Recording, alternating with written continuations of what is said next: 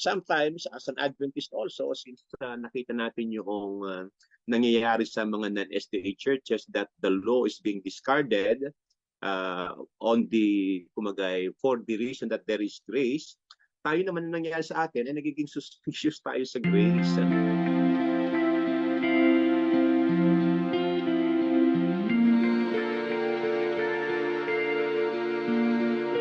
Kapag sinabi natin grace o nabanggit natin salitang grace, ano ba ang mga kaisipan na dumarating sa atin?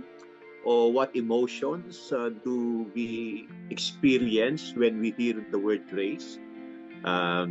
Actually po, medyo pag ang mga kapatid, in my experience as a pastor, pag sinabing grace, ay medyo kumakambyo agad ng isip dahil usually they can meet the word and the topic of grace when the discussion about law and grace is coming up in their midst. Ano po?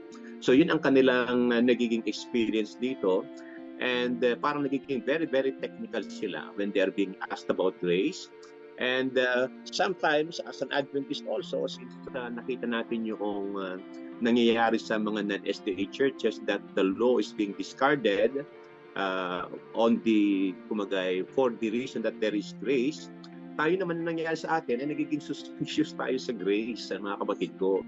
At to a fault, meron tayong nangyayari sa atin dito, may negatibong epekto ito sa ating buhay, sa ating relationship sa Diyos, at yung ating pagkaunawa sa utos talaga.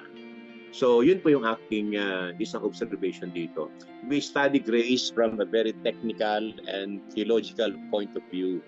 And if I would say even to the point of abstraction, alam niyo po isang abstraction, yung parang nung araw marami kami ganung karanasan sa seminaryo, pag nag-discuss yung teacher, yung simpleng bagay, pag natapos ng discussion, hindi mo na siya alam kung ano talaga yung diniscuss ninyo. Akala mo alam mo, hindi mo na alam. At totally wala kang idea kung anong pinag-usapan ninyo. Sometimes to the point of abstraction.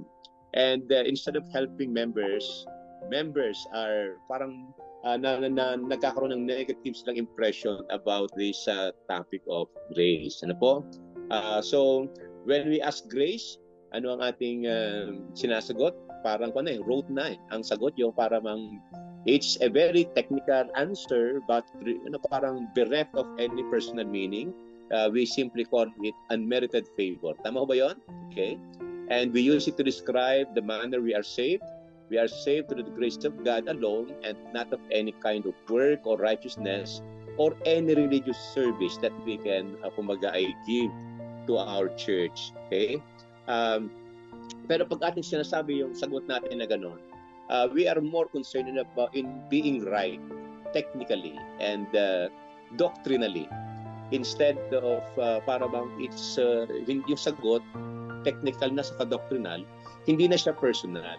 It does not excite us, it does not move us, it does not appeal to the deepest and best emotions that we have in our heart, mga kapatid ko. So, yun ang nangyayari sa marami nating discussion about grace.